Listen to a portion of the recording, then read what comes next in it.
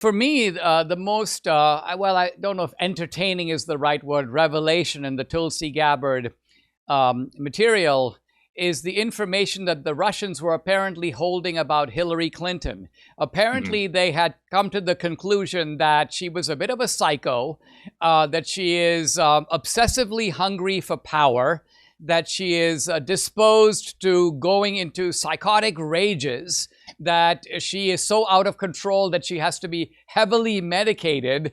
And what got me chuckling was I was like, this is exactly my picture of Hillary Clinton.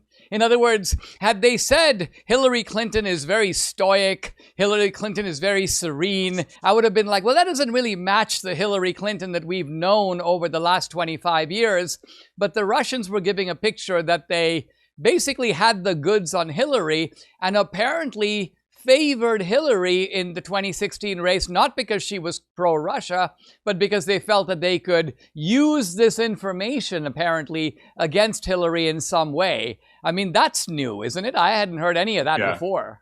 I also read that part of their assessment was they thought there was no way Trump could win, so they were sort of not willing to release derogatory information about her prior to the election in the fruitless hope of, in their view, of changing the election results. They were withholding it to be able to use it against her once she was president. That's the theory outlined in the DNI report. But yeah, the funny thing is all that stuff reflects things that were actually pretty apparent to the public at the time. I mean, think about what it takes to engage in the conduct she did with her email server. I mean, we forget about that, but she built a private email server to handle government correspondence and had it in her house with the obvious intent of avoiding FOIA requests. That's kind of psychotic. Like, what are you doing? No one else would think to do that, to like say to themselves, yeah, I'm going to have a lot of communications, but I'm going to run for office in the future.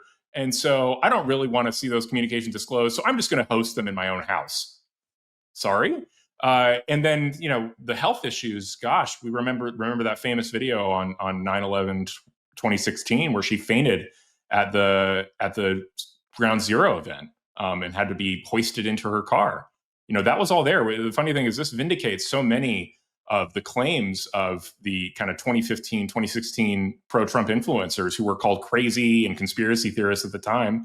It's like, no, not only was she in fact very unhealthy and very psychotic, but the Russians also had evidence of that they were withholding at the time.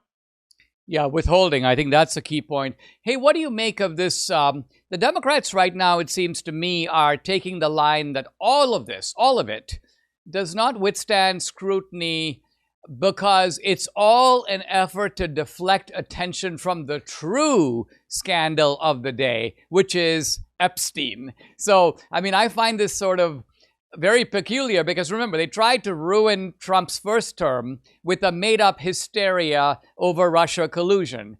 And in a way, they're doing exactly the same thing now, which is they found another issue, in this case it's Epstein, same type of whipped up hysteria. Trump is in the Epstein files, and but now it is being used to try to sideline the exposure of the earlier hoax. Is it going to work? And how should the Trump people counter this effort to, hey, look over here? Yeah, hey, this isn't going to work. Remember, I mean, the Democrats have been in power for the last 4 years, and they were in power under Obama. And the Epstein information is all old. This is all conduct that's 15 to 20 years old. If they had derogatory information that affirmatively linked President Trump to Jeffrey Epstein's misconduct, they would have released it at some point in the last decade. They don't have it. They know they don't have it. And especially given what you just discussed, how ruthless the Democrats were about fabricating the whole Russiagate scandal, Ukraine, you name it, the number of scandals they've tried to pin on President Trump and failed to do so. If they had something that connected him to Jeffrey Epstein's behavior that was real, they would have released it if they were willing to release all this other nonsense.